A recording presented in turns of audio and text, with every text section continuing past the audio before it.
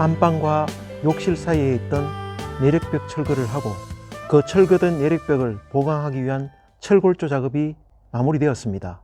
내력벽 철거도 신경 쓰였는데 철골 설치하는 작업은 전부 수작업이라 가지고 안전사고에 대해서 정말 신경이 많이 쓰였습니다. 다음에 봅시다. 예. 한 40년 넘었더라고요. 집 지은 지가. 이 집도 돈 많이 들여야 지었죠, 그 당시에. 아이고, 그땐 이 집에 부자가 돼가 땅도 많았고. 이 집에 옛날에 세면 이런 집 뭐 되십니까? 아주. 예. 어시 연목이겠다 하지. 지금 이만하면 커피는 제가 언제든지 드릴게요.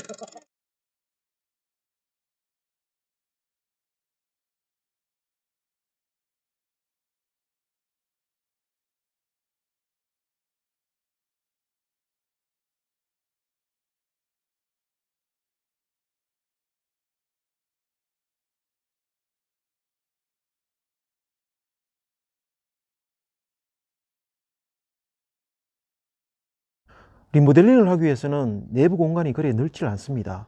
보강을 위한 사포드가 여기저기 있고 사람 드나드는 통로조차 좁을 정도로 작업 조건이 좋지를 않습니다. 리프트나 아니면 렌탈 같은 장비를 쓰고 싶어도 쓸 수가 없습니다. 공간이 너무 없기 때문입니다. 보강 작업을 수작업으로 할 수밖에 없습니다. 잠깐 한 둘러보겠습니다. 상부에 보완된 저 H빔의 경우에 큰 H빔을 쓰면은 구조적으로 훨씬 튼튼할 것 같은 그런 느낌은 듭니다. 하지만은 저희들이 배울 때는 같은 양의 철근이라도 굵은 철근 한 가닥보다는 가는 철근 두 가닥이 훨씬 더 구조적으로 안정적이다 이렇게 배웠습니다. H빔도 저는 똑같다고 생각을 합니다. 큰 부재 하나를 쓰는 것보다는 작은 부재 여러 개를 사용해서 하중을 분산하는 것이 훨씬 효율적이고 훨씬 구조적으로 튼튼할 것이다 그렇게 믿고 있습니다.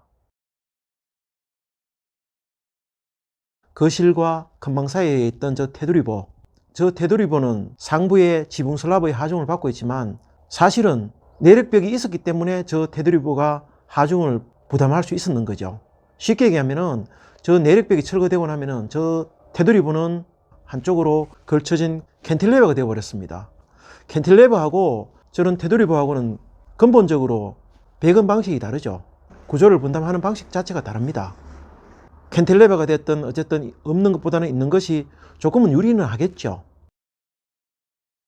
어쨌든 기둥과 같이 하부에 있던 내력벽을 철거를 해버렸기 때문에 사실은 무용지물이나 다름없습니다. 저 테두리보를 보완을 해야 되겠죠. 그래서 저 테두리보의 양쪽으로 작은 H빔 두 개를 보완을 했습니다. 그리고 보시는 것처럼 저 슬라브의 하중을 분산시키기 위해서 이렇게 슬라브를 바로 받치는 H빔도 두 개를 더 보완을 했죠. 총 4개의 H빔이 상부에 저 슬라브를 지탱을 하고 있는 셈입니다. 여기 보시면은 이 3개의 기둥, 3개의 사포드, 지금은 강관 파이프 기둥이 된 셈입니다. H빔을 설치하지 않고 왜 저 사포드를 설치했느냐고 아마 따지시는 분이 분명히 있을 겁니다. 저도 그렇게 생각합니다. 사실은. 하지만은 기둥으로 사포드를 쓰는 이유가 있습니다. 저 슬라브의 하중이 저 H빔 보에 전달이 될 테고 그 하중은 다시 하부에 있는 기둥에 전달이 될 겁니다. 근데 기초에서 그 기둥의 하중을 받아줘야 되는데 이런 오래된 주택 같은 경우에는 하부 기초가 그렇게 생각보다 미덥지를 못합니다. 기둥 역할을 못할 수도 있습니다. 오히려 상부에 있는 슬라브, 상부에 있는 H빔에 매달려 있을 수도 있습니다. 그래서 저는 이런 오래된 주택을 리모델링 할 때 구조 보강을 하기 위해서 사포드를 많이 사용해 왔습니다. 저 사포드의 장점은 있습니다. 저 사포드는 미세하게 높이 조절이 되기 때문에 하부에 받치고 있는 저 베이스 부분만 튼튼하다면은 베이스 부분과 H빔 사이에 꽉 끼어 가지고 굉장히 밀착이 됩니다. 그런 장점이 있기 때문에 사포드를 사용하는 겁니다. 그리고 H빔을 하나를 거는 것보다도 저 사포드 3개가 저는 더 튼튼하다고 생각을 합니다. 물론 제 생각일 수도 있지만은 저는 그렇게 작업을 해왔습니다. 그리고 왜 베이스 플레이트를 사용하지 않느냐고 또 따지시는 분도 있을 겁니다. 하지만은 줄기초와 줄기초 사이에는 그냥 흙이 있는 것과 똑같습니다. 그래서 저 각 파이프를 따라서 철근을 배건을 하고 부분적으로 콘크리트를 탓을 해서 저 토대를 받치는 새로운 줄기초를 만드는 셈입니다.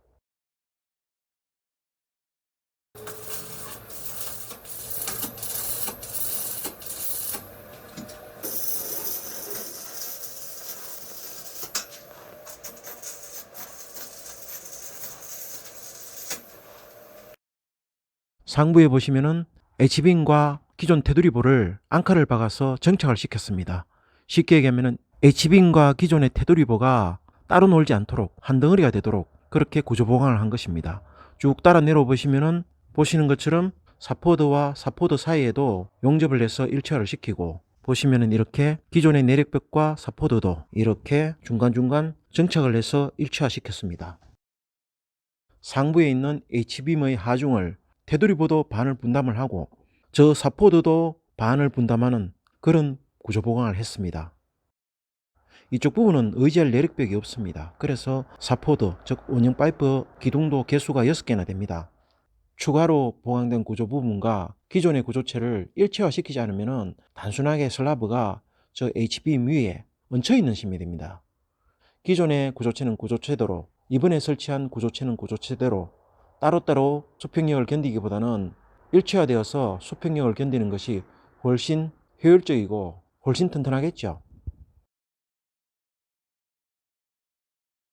H빔 하부 부분도 각 파이프를 받쳐서 부분 앙카로 다시 정착을 시켰습니다.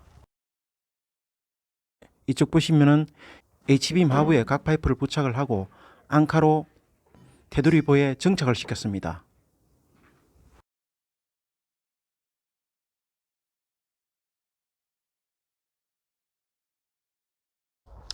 그리고 철골조가 되든 경량이 되든 어쨌든 목조가 되든 대부분이 지진과 같은 수평력에 약하죠. 그래서 가시를 많이 보강을 해야 되는데 여기도 보는 것처럼 가시를 많이 보강을 했습니다.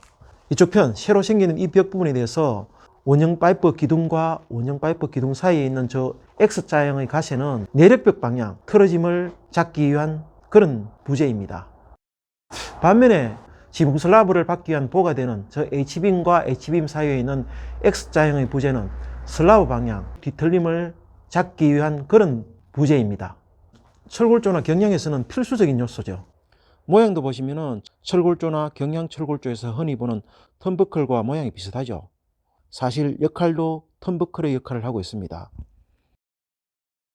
지금은 H빔과 내력벽 그리고 슬라브가 이렇게 앙카를 박아서 일체화를 시켰기 때문에 어떻게 보면 한 덩어리가 되는 셈이죠.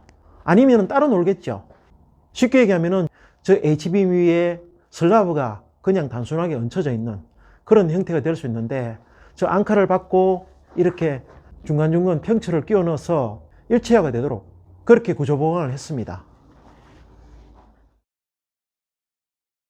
H빔을 보강하고 며칠이 지났습니다. H빔과 슬라브 사이에 끼워 놓은 평철도 지붕 슬라브에 박아놓은 앙카도 큰 변형이 일어나지 않았습니다. 그래서 오늘은 그 텀, 슬라브 H빔 사이에 있는 그 텀을 무수축 몰탈로 사춤하듯이 그라우팅을 했습니다. 말하자면은 H빔과 슬라브 사이에 텀이 없어지는 겁니다. 밀착되어졌습니다.